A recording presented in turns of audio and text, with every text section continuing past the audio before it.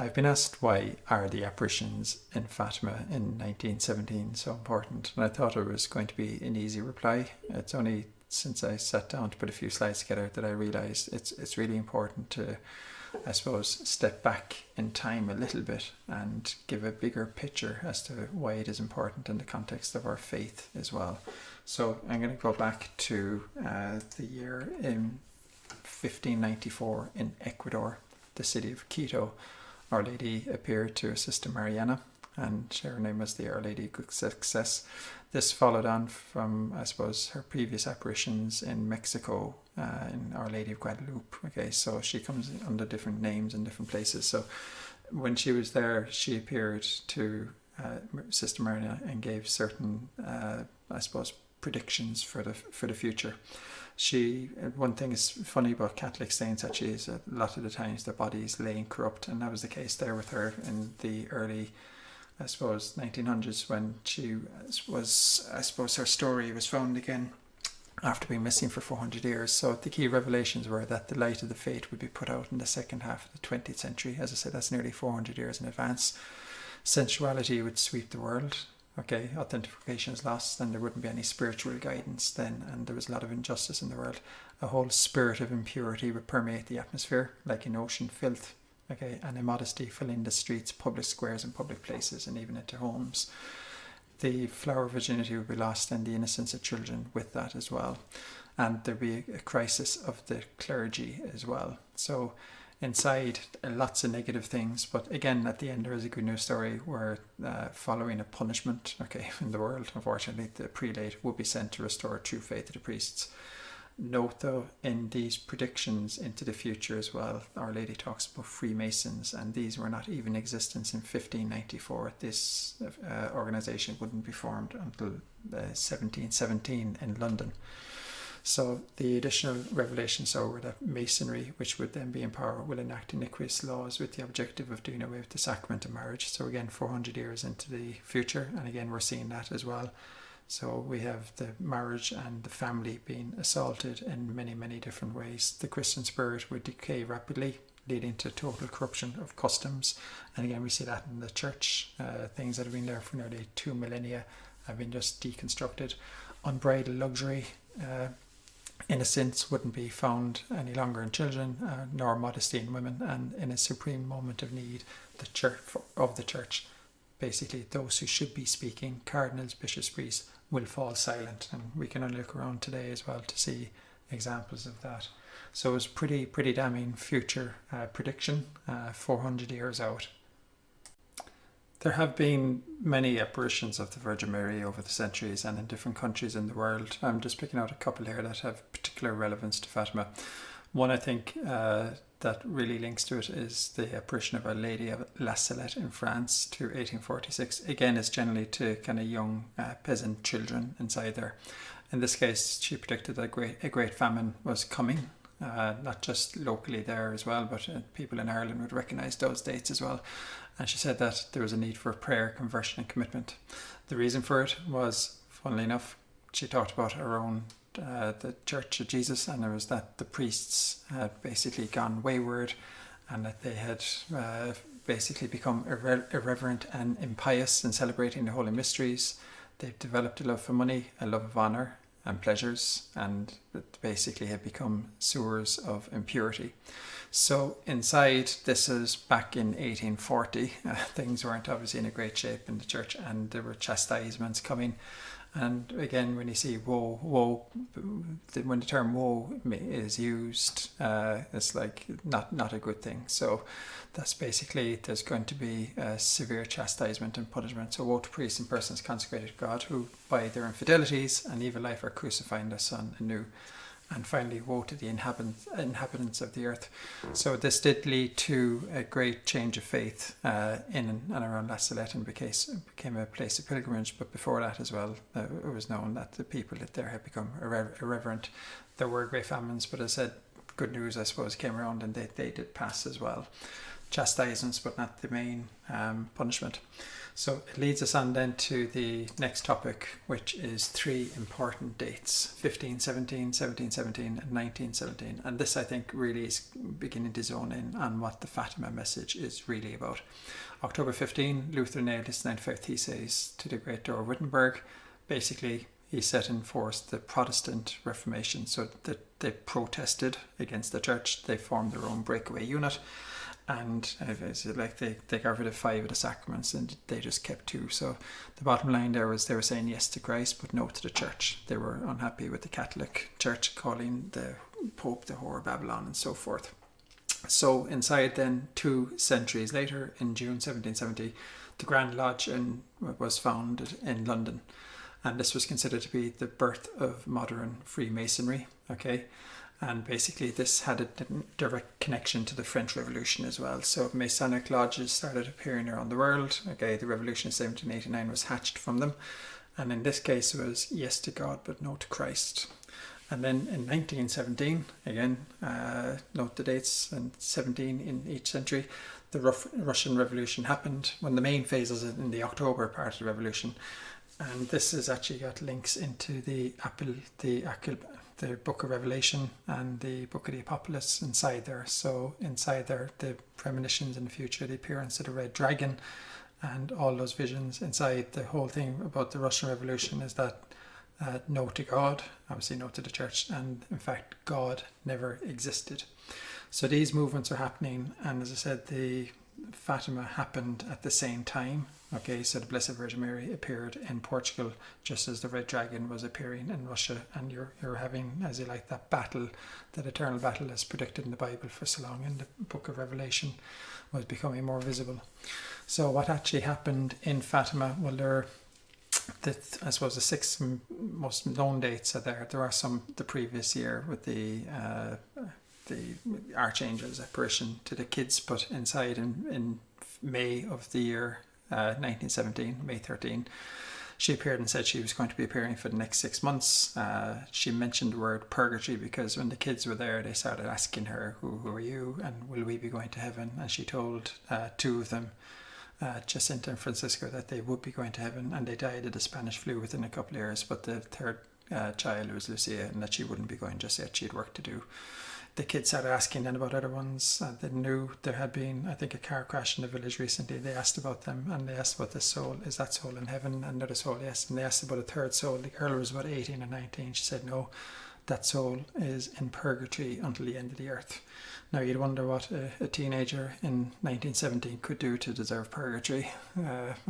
Inside there, the term purgatory was mentioned specifically as well. In June 17, the importance of that apparition when she came back was that she said that Jesus wanted to establish devotion in the world to her Immaculate Heart. If you remember with the Protestant Revolution, Protestants have no place for Mary in the church as well. And there's a lot of kind of negative things said about the loss of the Immaculate Virginity or the conception and everything like that. So the whole thing here was that Jesus wanted to develop it, and the devotion to the Immaculate Heart, and there was a new addition added to the Rosary as well, and it was, my Jesus forgives our sins, save us from fires of hell. He also said, especially those most in need of the mercy. So inside there, that addition came in after the Glory Be. In July, that was the main one. The kids were shown a vision of hell, profoundly affected the boy in Francisco inside there as well. She said that World War I would end soon, but that if basically her wishes weren't basically met, there would be a second, more terrible war that would happen, and she mentioned it in the reign of a future pope, and she mentioned Pope Pius, but inside there, obviously he didn't come into power into his reign until about 1921-22. It was still a few years in the future, and obviously the World War then started about maybe a decade or 2 later. So she said that that war would be started by a strange light in the sky, and as I said, that was when the sky turned red as far south as nearly Africa, or whatever auroral effect took place then the night before. And inside she said that unless Russia was consecrated to her Immaculate Heart, these things would happen. In August, then the children were actually arrested. So the mayor of the town, who was actually an apostate Catholic, so somebody given up all his faith, and he was high up in the level of the Masons. Said he was going to take the priests away the evening before just to meet the priest, but he didn't. He took them away and put them into basically prison for 2 days and interrogated them, threatened them with death, threatened them with boiling oil. He wanted them to just admit that the whole thing was made up and stuff like that. But the 3 kids, and they were separated in separate cells as well, they refused and they were returned back 2 days later. September 13, basically, that this one just predicted that there would be a miracle in October because the kids were under pressure the whole time. They could see Our Lady, but people couldn't, even though they could see when the apparition started, they could see the tree moving, and there were the signs, outwardly signs, and even those signs were visible when the kids didn't turn up in August. The people who were there on the 13th did notice those signs as well. There are lots of things in and around the apparitions that I won't go into in this short message, but even the way the Virgin Mary, she had a star on her, the rosary, the crown of thorns standing on the sun. All of these things were related back to the book of Revelation and stuff like that as well. So it's very, very interesting, the stuff. And when she appears, there was like a crack of lightning and a burst of thunder as well when she was departing. So always her people who were there would know when it was starting and ending, even though they mightn't see it. That change on October 13th, though, when there was the miracle of the sun.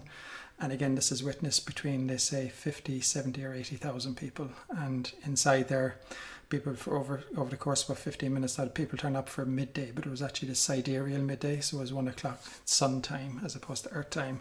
The whole thing started, so people were waiting around in the hour, heavy rain, people covered in mud, all out in the fields. And what actually happened then, for 15 minutes there was the miracle. The sun spun around, it danced in the sky, up and down, up to the zenith, down to the horizon around. People were immersed in different colours, lights, green, red, blue, everything. Everything was like being, I suppose, in a discotheque. The whole lights flew and people absolutely panicked. So inside there anyway, the sun then eventually started falling from the sky and it came right down above the heads 3 times. Lasted 15 minutes, and to be fair to the 2 main publications of the newspaper in Portugal at the time, the Público and the Journal of Noticias, they both published it, and they were basically agnostic, and they said this is what happened. So to be fair to the journalists there, they didn't try to bury it. So that was the main thing, the miracle of the sun. It was predicted and it did happen, and it was witnessed by thousands. So that's why it didn't just happen on the day. You can't blame it to some celestial chance, celestial effect, because, as I said, it was told in advance. So over there, what are the main kind of outcomes from that? Well, I suppose the main thing is that Russia would scatter hers throughout the world, okay, and obviously being communist and so forth, it's opposing the natural and Christian order by denying God, by denying religion, the family, and private property. Some of the other things is that Mary said that she came to ask for Russia to be consecrated, and as I said, there begins the saga. This is basically, it hasn't happened fully since that date. Even in the year 2020, it still hasn't happened. So there were certain requests, and she said if Russia is consecrated, it will be converted, there will be peace. If not, she would spread her heirs, and there would be a second worse war, and in fact there would be further wars the whole time. And indeed, certain nations will be annihilated. And in the end, her Immaculate Heart will triumph, because eventually one Pope will do the consecration. At this point in time, we're further away than ever for hoping for such a consecration. And they have done some in the past, but it was a consecration of the earth and the world, never Russia. So around 1942, one of the popes did actually do consecration of the whole world to the Immaculate Heart of Mary, but not Russia. And that's always been the case as well. So they didn't mention Russia specifically. And while it was noted then by Sister Lucia afterwards that there was some partial success at this, that the conditions weren't fully met, and that the war would end in the not too distant future, but that Russia would not be converted, and she continued to spread her ways. Sister Lucia then again later on was asked to write down the secret, and she handed it to the Bishop of Leiria and so forth, and they basically said to either before her death or before 1960 that the secret had to be read out, and that's the secret that made its way to Rome and was read and has been read by Pope since, but never declared. So the key thing then is what happened around 1960 and what was the significance in 1960. Well, what actually happened then is there was a thing called the Vatican II Council, And that basically these Vatican councils generally come together when there's some challenge to some crisis in the church and something like that, and all the popes and cardinals get together and they sort it out. There was no such thing in the church at the time, but the church felt it wanted to open the windows and let in some fresh air. So a whole spiritual renewal process was planned, and there was 3 years in the preparation, 4 years in the actual happenings of this in Rome.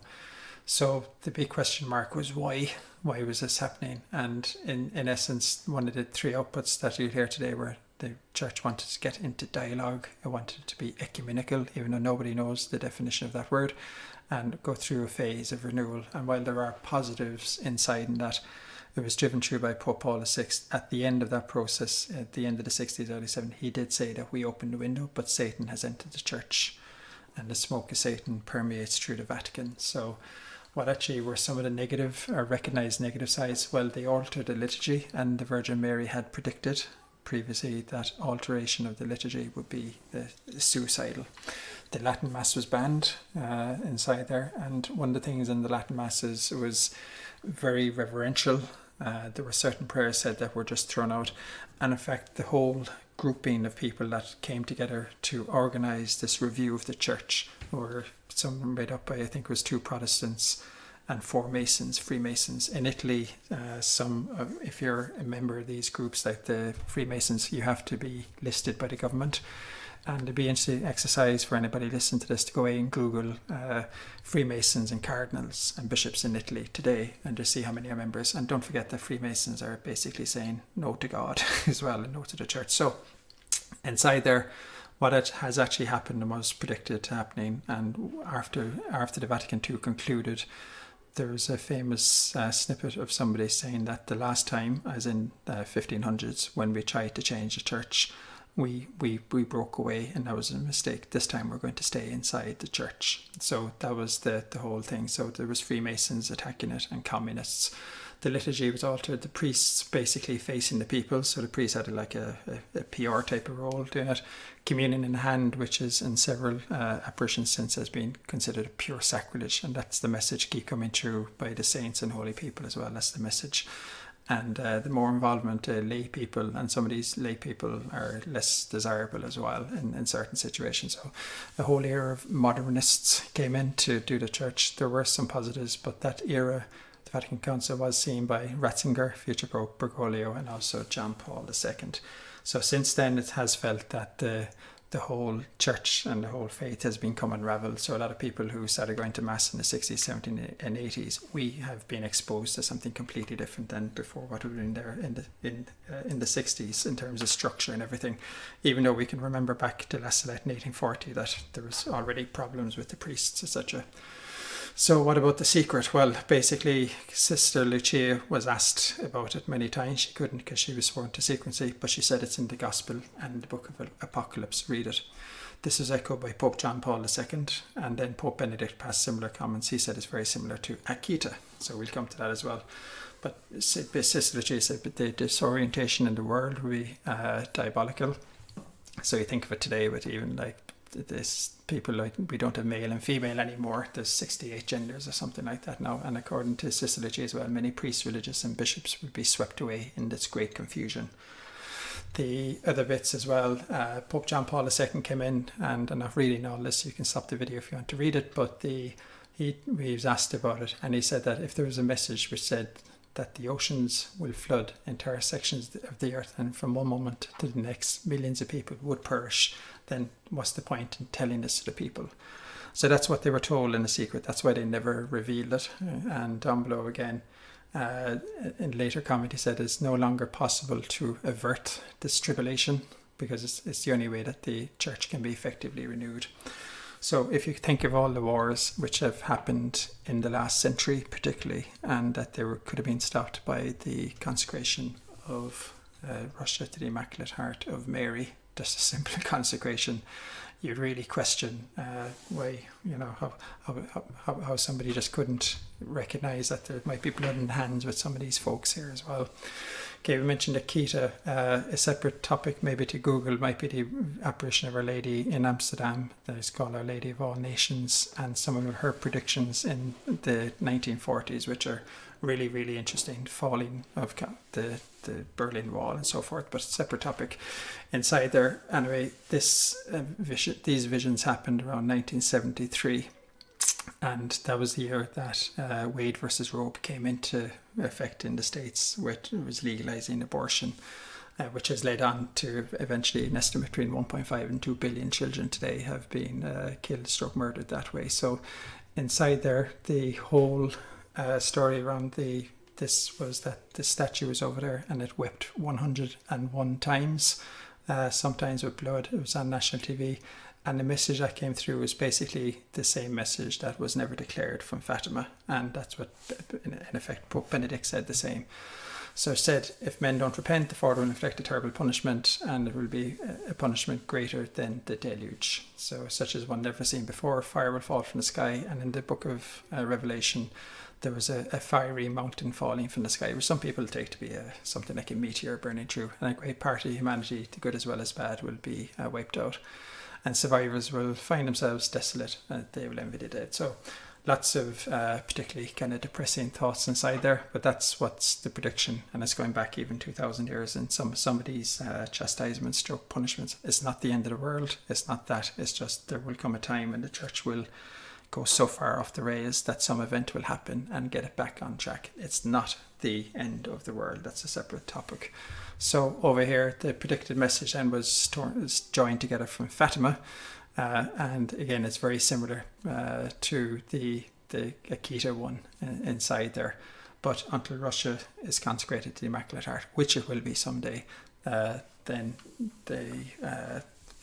these chastisements, and basically even in the Bible it talks about that you see an increased presence of things like storms and earthquakes and all these things until if the eventual warning comes. Just again to note some curious dates this time. In the year 1689, on June 17th, the Sacred Heart of Jesus manifested itself to a Saint Margaret Mary Alacoque, and basically demanded that the King of France consecrate France to the Immaculate Heart of Jesus. So Jesus was quite clear in his message. Unfortunately, 100 years later, the kings of France hadn't obeyed, and on June 17, 1789, the kings of France were stripped of legislative authority. Okay, and 4 years later, the soldiers in French Revolution started executing the royal family and so forth. So inside, there's obviously consequences for not listening to divine commands, and that's Jesus himself. And obviously Mary has been ignored for quite a period of time in many cases as well. That period of time also was often referred to as the Enlightenment period, which was basically a time when God was viewed as no more than a supreme intelligence or craftsman, and that people of the world, we ourselves, could actually run the world according to natural and scientific predictability laws. So it's interesting though to note, okay, that in 1929, so that's 12 years after the apparitions in Fatima, the Sister Lucia had a vision in Tui when she was in a monastery there in Spain. And it's interesting to note as well that she was actually kind of buried away out in the church. She was kind of, a muzzle was put on her as well.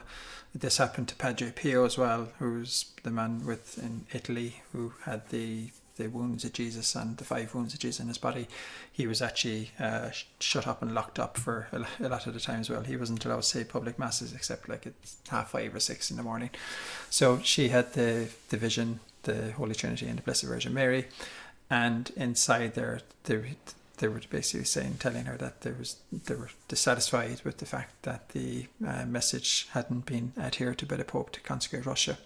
So anyway, 2 years later, our Lord again, this time appeared directly to Sister Lucia and expressed its dissatisfaction to the popes and reminded them the fact that the King of France previously had done that, didn't listen to his request, and said that the popes might follow in a similar misfortune. Now, it's equally never too late to recourse to Jesus and Mary, but while the anniversary of Fatima passed in 2017, these dates were probably 1929 and 1931. They might be more relevant to a more direct warning and a time frame as well. So that's just a curiosity. As with everything in this video, please go and check your own information independently and come up with your own sources. This is only just to show certain events that are happening or have happened or might happen. And inside there, one of the ones that I just think might be worth mentioning is that the way events have happened in the church since particularly Pope Francis has taken over. So Pope Benedict resigned in 2013. On that day, the Vatican itself was struck twice by lightning. One of the Illuminati and the Masons in the past said that we will infiltrate the Vatican, and once inside we will never come out. We will bore from within until nothing remains but an empty shell. So as I said, they got it wrong 400 years ago when they formed the Protestant churches, that now they want to get in. And really, when you look at what's after happening, you see that the church is and has undergone an unbelievable change.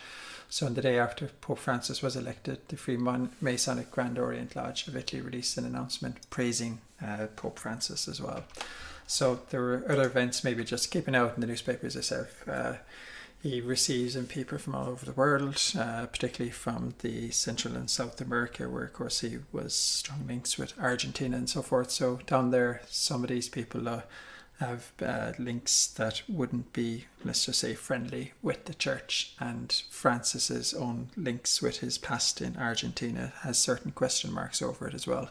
He released a document called Amoris Laetitia in 2016 that basically says it's okay for couples living in sin and married couples and so forth to go and receive communion. There were several dubia doubts expressed by cardinals after that, and he's refused point blank to even go near or discuss them as well. He's been known to just not kneel before the Blessed Sacrament. Again, make your own mind up. And he made Martin Luther a saint as well, to celebrate around the 500 years of the breakaway church. So whatever. Inside, one of the things that Christ gave Christians and Catholics to do was the thing called the Great Commission, which is therefore go forth and make disciples of all the nations, baptizing them in the name of the Father, Son, and the Holy Spirit. However, Francis doesn't believe in proselytizing. He says it's solemn nonsense and so forth. So he's actually criticised on a visit to Madagascar some lady who said she did conversion with some of the locals, and he took her aside and said to stop doing that. So there's other things as well, but particularly if you look back to October 2019, they brought together a whole synod in the church in the Vatican, and they basically brought in a pagan goddess from the Amazon, and they had a religious ceremony of a pagan goddess just a stone's throw from the where St. Peter is actually buried as well. So inside there, around the same time, there was a whole range of other sacrilegious activities happening. But this probably has been the worst one inside. They basically prayers to Mother Earth as well. And basically for the COVID-19, he said Mother Earth is angry and so forth. So and over here, one of the other things they do as well in a visit to Abu Dhabi was he wants to set up 3 churches or 3 structures, one being a new church, one being a new synagogue, and one being a new mosque.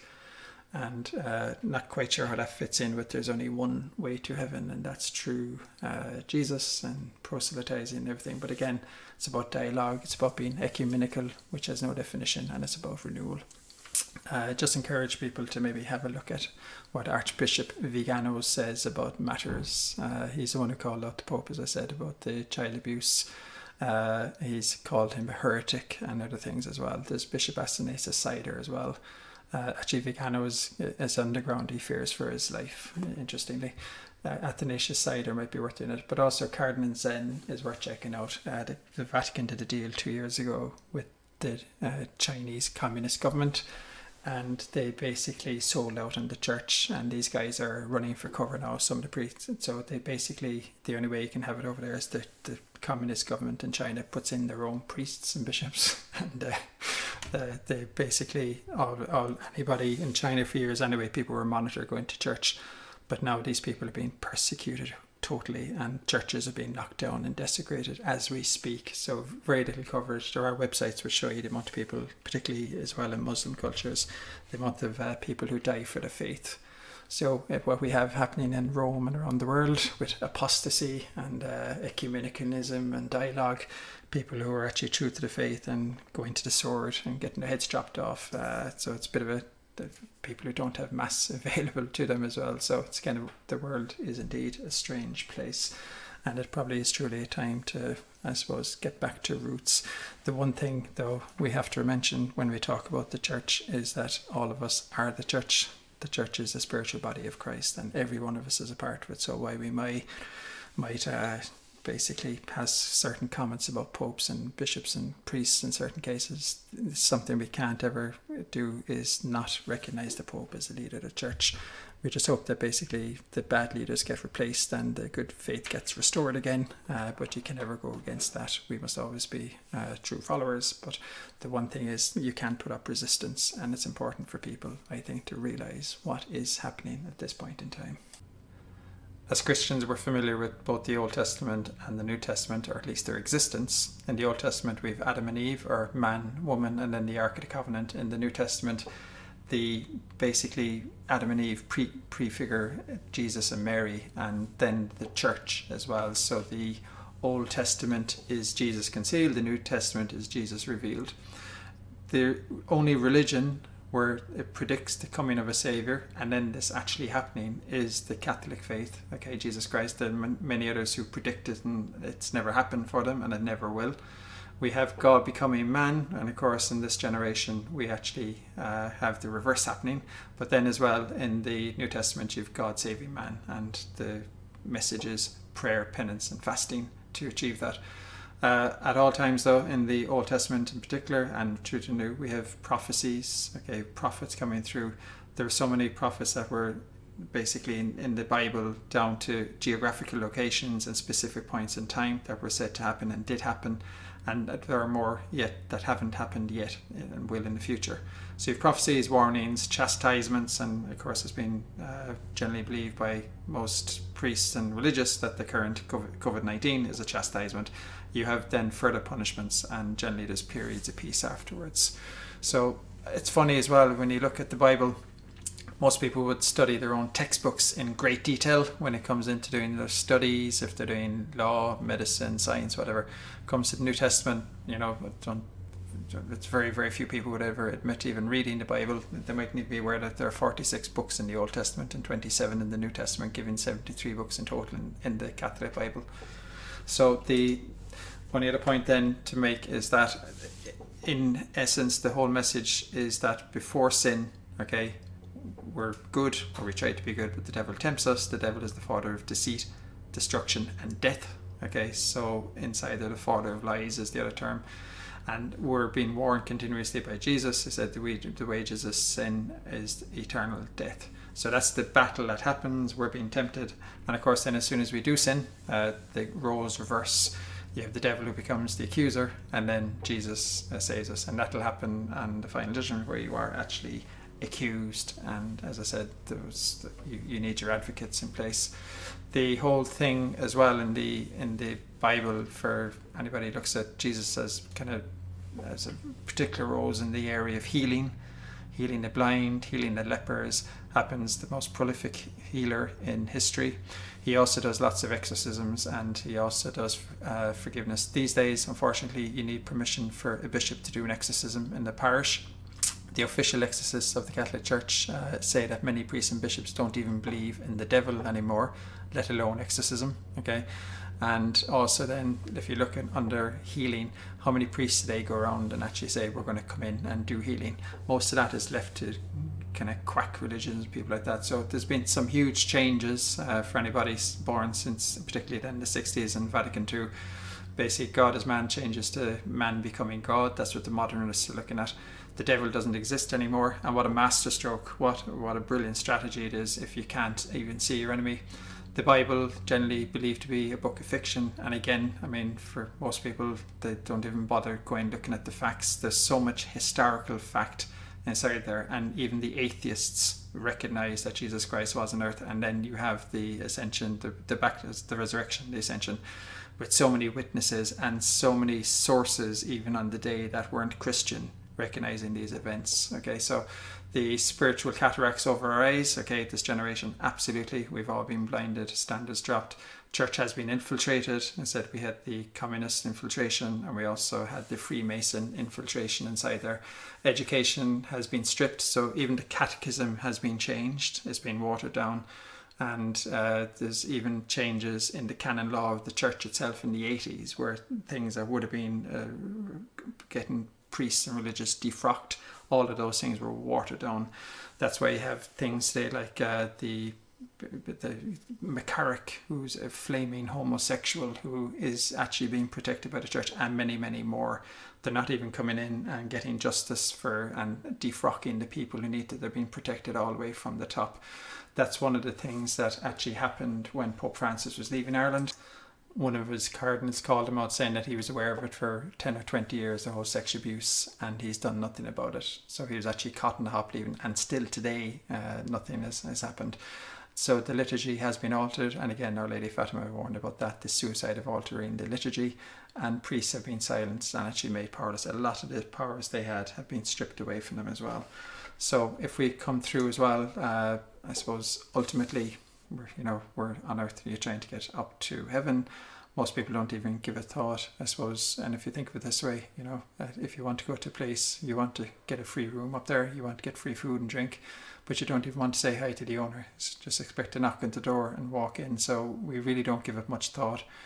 We spend much time, I suppose, just getting our passports for foreign travel in place down here. Okay, we certainly consider things like insurances for house and cars and life and travel, etc. But in essence, we've absolutely no interest or little interest. Many people have forgotten about, I suppose, looking after something that's a lot more important to try ensure that we do get through the pearly gates eventually. Our Lady Fatima said specifically that if men knew how long an eternity is, he would never sin. So the checklist, I suppose, for hopefully getting into the pearly gates or through the pearly gates in heaven eventually is just confession.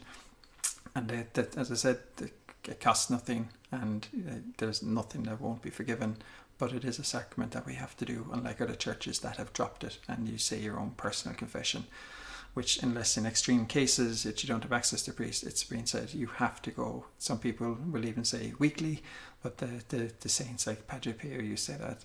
Communion is the other thing. So the communion itself is, most people don't realize how sacred that is, and there's actually a good book on that topic, Eucharistic miracles that have happened over the century, in terms of how people try to profane it and how the actual and the basic different miracles that have happened. Very interesting read. And the last one there is prayers along with sacrifice and fasting. So the rosary as a shield is the one thing Mary has been, the Virgin Mary, since Fatima in particular, even though the rosary has been around for centuries, it only takes a few minutes a day. The key thing though is that there's no longer a need to do penance during Lent. That requirement is gone. The need for doing fasting on Fridays is gone. So a lot of the things have been stripped away from our generation, and we don't even know about these things, don't even think about them anymore. The last one of the last few points as well is that when you do die, you have there's two types of judgment. There's a particular judgment, is what the church teaches, which is where you're judged initially, and then there's the general judgment later on, which is the up or down elevator, the sheep and the goats.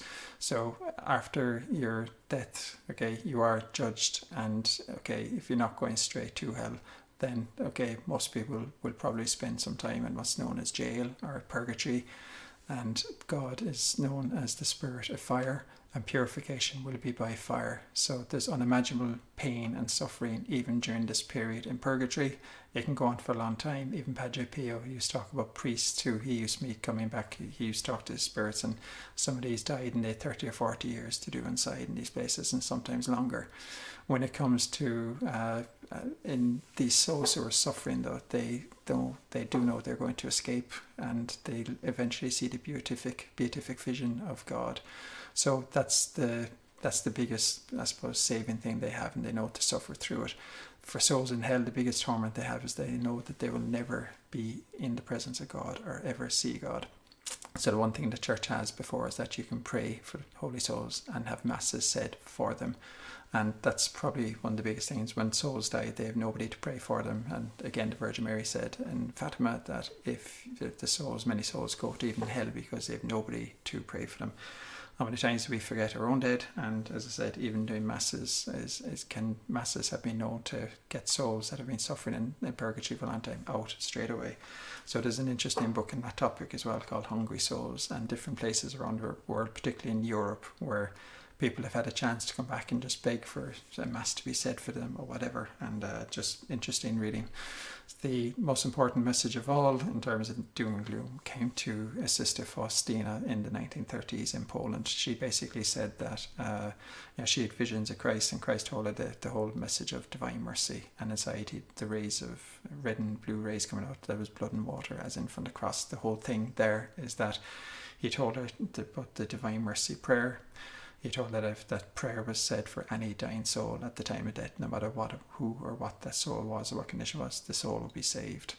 And that if we say it for ourselves, no graces would be refused. There's a Divine Mercy Sunday, which is a novena the week after Easter Sunday. And if somebody does that novena and if they finish it on Divine Mercy Sunday, not alone do they get all the sins forgiven, but people forget it's not just the sins. You actually want to escape the jail term, purgatory, that you get both sins and purgatory absolutely wiped out no matter what you do. So again, the solutions, it's so easy to avoid going to somewhere none of us want to go, but the whole thing is putting in place trust. So the prayer is there on the screen, and it's Jesus was saying to pray that every day at 3 o'clock, and that's why then when you look at the Satan worshippers, most of them have their prayer at 3 o'clock in the morning. That's when lots of satanic rituals go on, because it's always the opposite of Jesus. So that's why the hour he died, that's the prayer. So that's the thing. So it is good news. It's that's the bottom line. That's the one that you see posted along the place, and that symbol is basically no matter what. If you trust in him, you will basically whatever you ask for will be granted.